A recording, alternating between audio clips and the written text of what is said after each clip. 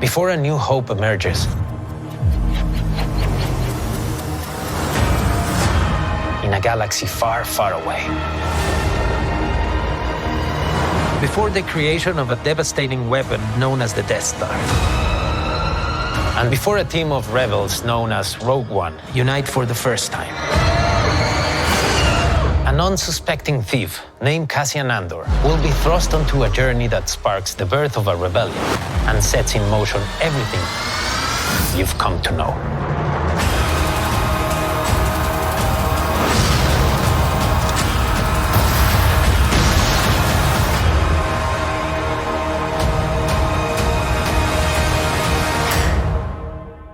Oh my god, I have just finished watching episode 10 of Andor, and if you have not seen it, you need to watch this show because it is the best show happening this year. And that may be like an exaggeration, it probably is other shows, but right now Andor is like the biggest Star Wars thing happening, and I'm not even like a Star Wars fan. I have only seen New Hope, the reboot of Rey, that full movie, and I've seen Rogue One a gazillion times because I love that movie. I love Cassian, I love Jyn, I love all the characters and storyline in Rogue One. And then watching Andor, I cannot believe how amazing and how hyped I was for this scene. And spoilers ahead if you have not seen it or if you will watch it. I am just so excited. I have no one to talk to about watching Andor because, well, they're not watching it. And that, or they just don't know, or they're not interested in Star Wars, which is totally understandable. I can understand why you don't want to watch Star Wars because of the last shows. I can understand why you don't want to watch it because of the last shows and movies of Star Wars. People have kind of left or not interested in. I get it, that's totally fine. But I totally recommend you watching Andor. Just because of the characters, the plot lines, the stories are all well written. The creators and writers really wanted to tell this story, and it is beautifully written. If you love film, and you love, the cinematography of, little shots and dialogues, characters, if you love that kind of thing, go watch the show. It's just amazing. So when I watched it right now, I cannot believe that, okay, spoilers ahead, I cannot believe that Cassian literally just liberated the entire prison with the help of his friend, Kino, and oh my god, I'm still kind of, I'm shaking right now because it was that good of an episode. I was literally in it. I was so invested in it, and I thought earlier this season, there was episode 5, 6, where they went to Aldhani. If you watch the show, if you don't watch the show, in midway of this season, they also liberated an Imperial garrison, and that was very tense.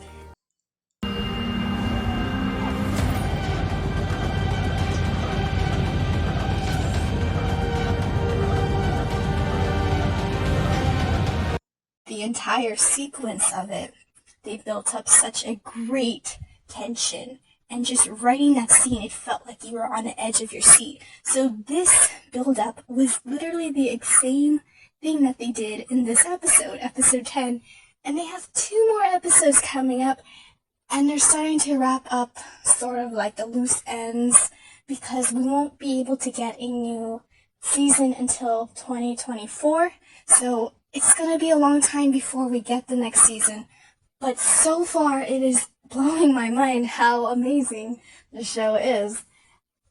And I'm just so excited to be able to talk about it, because I don't think there is a show like this right now.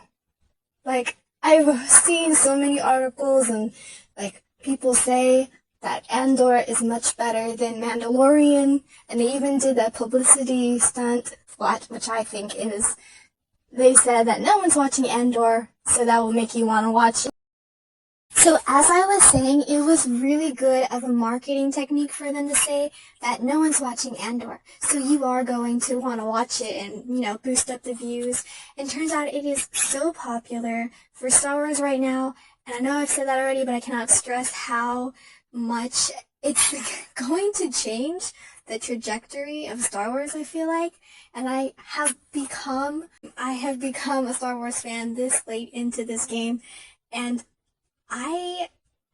honestly, I don't regret it because I came in on my own from watching Rogue One, and I knew that Andor was going to be really good because Cassian was in it. And I saw one YouTuber said that he didn't like Cassian, couldn't relate to him, which is fine. People have their different opinions. But I loved Cassian from the start because of his relationship with Jin. Like, I like how their dynamic is as characters who are mirroring each other. And when you're doing storytelling, you like the little details, the subtle body language, how that character acts in certain circumstances. So when Andor hit, and Cassian is just amazing, like, just as a character, and not just because of, like, oh yeah, he's cool, He's basically Bucky and basically Oliver from Arrow. And so when he did that prison scene, that totally reminded me of the Maze Runner and the Death Cure. They did a similar scene where Thomas rescued Minho.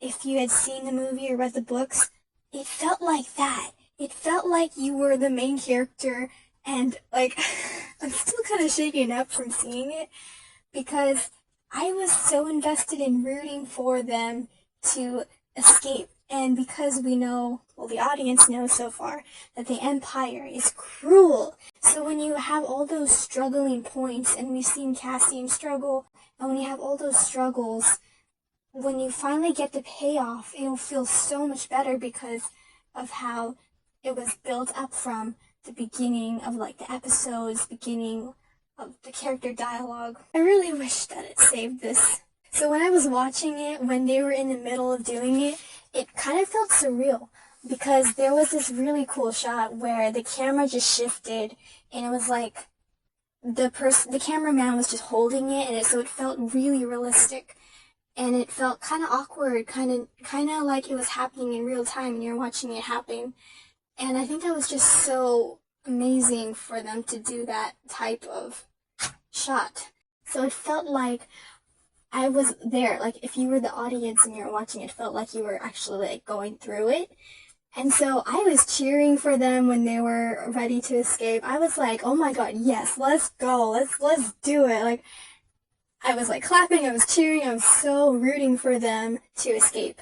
And I think that's just because of good storytelling, because when you write a character that the audience, like, can relate to or wants to root for, then you've written a really good villain, and they've written a really good villain. And they're all original characters too, majority of them, except for Mon Mothma. And so, I didn't even know who she was. I literally started to learn Star Wars stuff from watching Andor, because I was always, like, a Marvel fan, and suddenly I'm declining because Marvel is declining, so I'm putting, like, all my love and fangirl into Star Wars, and so it's really cool to become a fan and seeing it and watching it in real time. So, this show is so amazing, it's an understatement. I don't think anyone was prepared for it when we were watching it, so I, definitely recommend to watch it, or at least give it a go. But I know that people don't always have time to watch all those episodes, so yeah, I really enjoyed the episode, and I don't know, I felt like I wanted to express my joy in this way, because I've never really felt that for Tekken right now. Like I said, all my love or passion is just, like, invested into things like Andor and Spider-Man, and Tekken's kind of, like, in the back end of my mind, so that's why I haven't been seeing a lot of videos.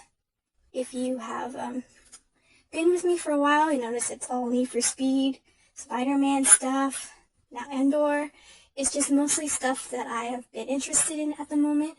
So, yes, I was so excited to see this episode, and I'm gonna watch it again. I'm pretty sure I missed a bunch of stuff, but oh my god, it was so good. It was so written well, and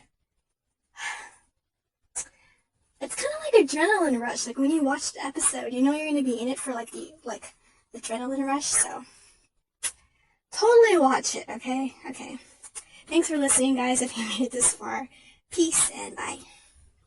May the Force be with us.